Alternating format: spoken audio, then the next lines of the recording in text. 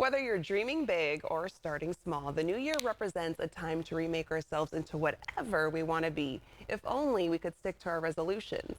Our next guest is a licensed marriage and family therapist who believes that a balanced approach and therapy can help us reach our new year goals one step at a time. Here to explain is Nancy Ryan, CEO of Relationship Therapy Center. Welcome, Nancy. Thanks for having me. Happy New Year. Happy New Year. Yes. Okay, so with it being the new year, 2025, a lot of us were setting those goals, and many people, they set those resolutions, but it's often a struggle to keep them. Yeah. So what are some common mistakes people make when setting new year goals, and how can a balanced approach improve their chances of success? Help us. Yes. I know. We were just talking that so many people at our gym show up for about 3 weeks and then they're gone. Yeah, you it's like know? the busiest time. Yes. So it's a lot of people, some of the mistakes that people do is set too many goals. And so it's hard to focus on everything at the same time. Yeah. And they often set very vague goals, like I want to get healthy or I want a better relationship. And it's hard to get to that if you don't really break it down. So setting up goals that are a little bit more realistic can be helpful, Yeah. and that will build on success. Yeah. So I don't know if you've ever heard of SMART goals, but they are specific, measurable, realistic, action-oriented, and time-bound. So what that might look like if I had a goal for getting healthy, breaking that down into, well, movement helps. So how can I set up a specific goal towards that? And that might be Monday and Wednesday this week after work, I'm going to go and walk on the treadmill for 30 minutes each. Yeah. Now, people have a hard time accepting that because it's like, well, that's going to take me forever. But if you build upon the success, then that keeps carrying you forward. And so we're focusing on the process instead of just the outcome. I like that idea because you mentioned people are making vague goals. I know I've done that. I'm like, hey, I'm going to save money this year. Right. And that's all I say. But it's like Right. you need to make it specific. You need to make SMART goals so you know what you're doing. How much money am I going to put aside? Yes. What am I going to refrain from spending on? So SMART goals. Absolutely. So why do you think New Year's resolutions are such a popular tradition? I mean, year after year, we always hear about it. What does it say about our desire for self-improvement? Yeah, I think we look back at the first of the year to what went well, what didn't go so well last year, and it kind of represents a clean slate.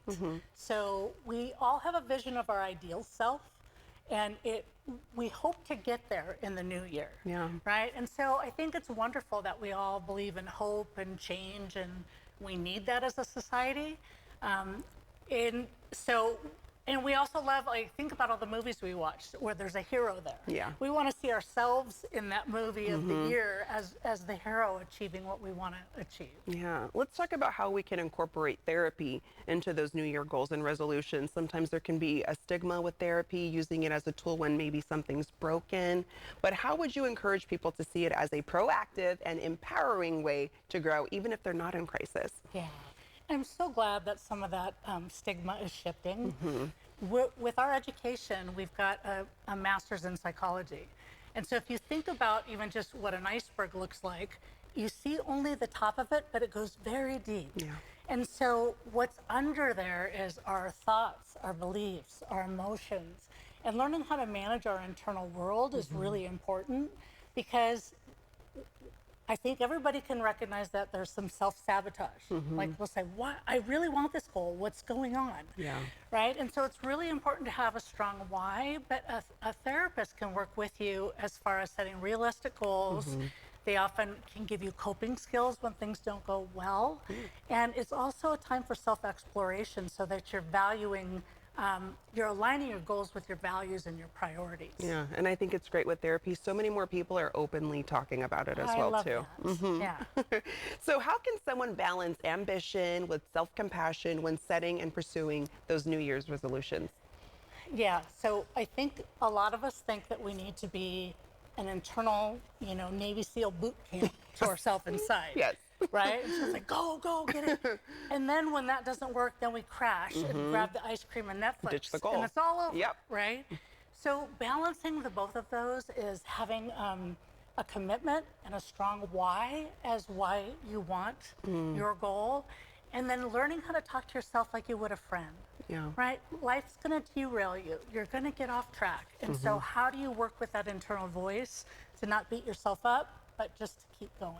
I like that. Nancy's setting us up for the new year. Yes. Nancy, thank you so much. These are very helpful tips. As we mentioned, so many people are setting those goals, but Yeah. making them realistic for ourselves. Yeah. Thank you. Well, you're welcome. Thanks for having me. Of course. And to our viewers, Relationship Therapy Center has offices in Roseville and Fair Oaks.